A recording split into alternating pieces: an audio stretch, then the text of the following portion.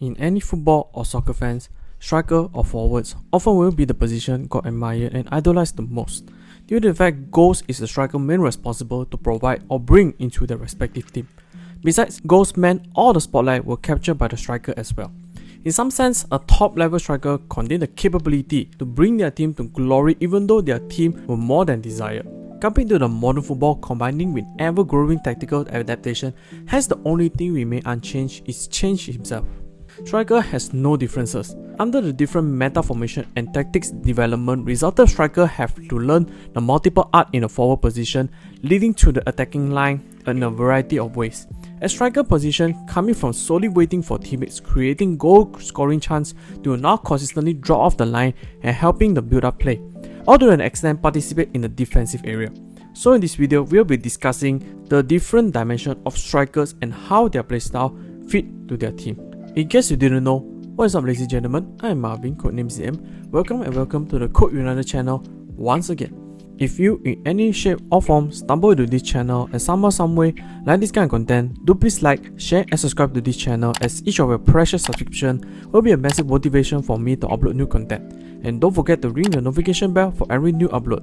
With that said, let's get straight into the video. Starting with the traditional goal poacher. This type of striker defined the oldest tradition type as they possess excellent sense of position and eye for a goal. Particularly, they were extremely dangerous inside the opponent's penalty box, while also contain bags of finishing tricks to secure goals like tap in, curve shot, chip shot, headers, or even toe pokes, etc. Hence, they score most of their goals in close range. Even with the slightest chance presented to them, they could easily convert them into goals.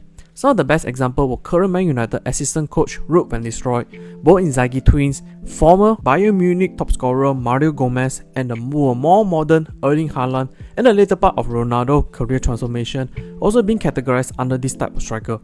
However, this type of striker in general will naturally selfish on the ball and thrive when they are offered the opportunity to take advantage of some spaces in the box behind an unexpected defender. Furthermore, they will usually lack of work rate when it comes to providing defensive coverage, will prefer stay close to the opponent's half, either hitting an opponent on a counter or came out of nowhere to score. In addition, earlier times, goal poacher often criticized the lack of other parts of technical ability, causes them to unable to participate while building up, or at times completely isolated from the game if opponent well-structured press causes the team midfield unable to deliver service to their striker. Moving to other type of striker is evolution of a goal poacher named target man. By using a tall, strong and physical striker, their role is mainly use their physicality, backing the opponent and holding on to the ball when under pressure, and then from there lay off passes to the teammates in better position.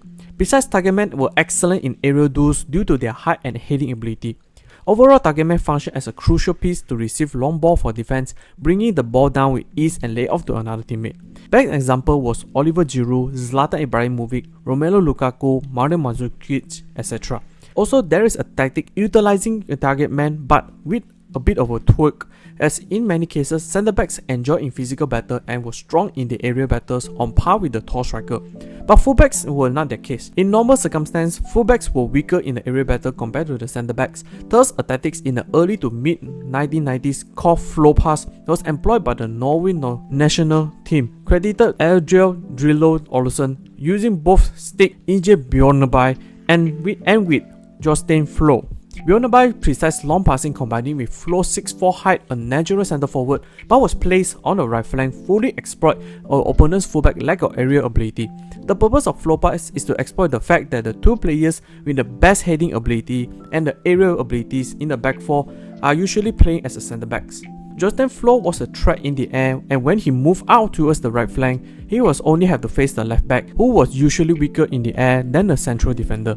This increased the possibility of winning the ball, and the side was able to build up the attack from here, preferable before the opposing team have the opportunity to reorganize their defense.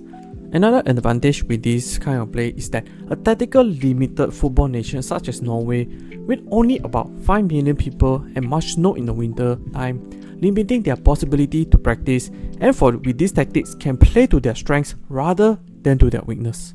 This moves the ball very quickly and is also able to surprise the opponent in a counter-attack. This kind of tactical play sent Norway, traditionally a weaker football nation, to the runner-up spot and the FIFA ranking in 1997, second only to the FIFA World Cup winner Brazil. Next up, mixing both two types of second or shadow striker and the false 9 player. Starting with shadow striker, a deep lying forward or a second striker have a long history in the game, but the terminology to describe their playing activity has varied over the years. Originally, such players were termed inside forwards, creative or deep lying center forward, sub forwards in another terms. During the 1990s to the 2000 era, 4-4-2 have been mostly used formation with the dual forwards leading the line. To help out the midfield, one of the forwards will normally drop to the midfield. This made the second striker often be more dynamic and a tactical brilliance compared to their partner. Some examples were Baggio, Dennis Bergkamp, Wayne Rooney, Antoine Griezmann, Joshua Zirkzee, etc.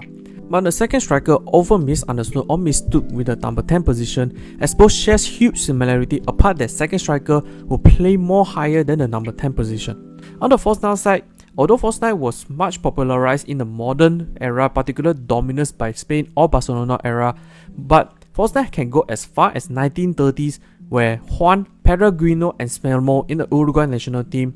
Although he could not play the match against Argentina in the 1930s World Cup due to injury, Matthias Sindelar was the false 9 of the wonder team, the Austrian national team. In the 1930s, the rise of false 9 player was because often teams would pack the defensive line deep, causing the forward isolated with very to little involvement. However, the false 9 striker, an unconventional lone striker or center forward, would drop deep into the midfield.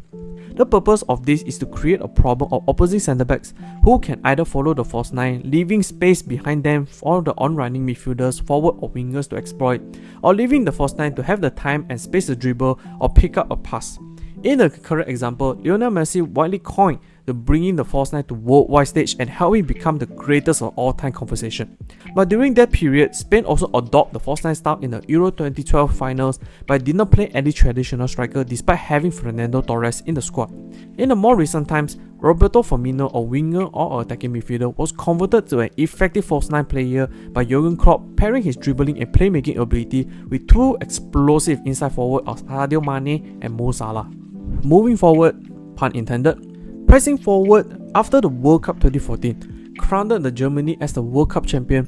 Gegenpressing pressing had become the go-to tactics, resulted teams implement a high pressing structure with to win the ball as close as to the opponent goal. And the striker this time will be responsible to leading the line, pressing even on the goalkeeper. Pressing striker mostly used in the team adopt a high aggressive pressing system. This player will try to pressure the opposing central defender, disrupting the build-up and forcing the defender by going on long ball or pass the ball back to the goalkeeper.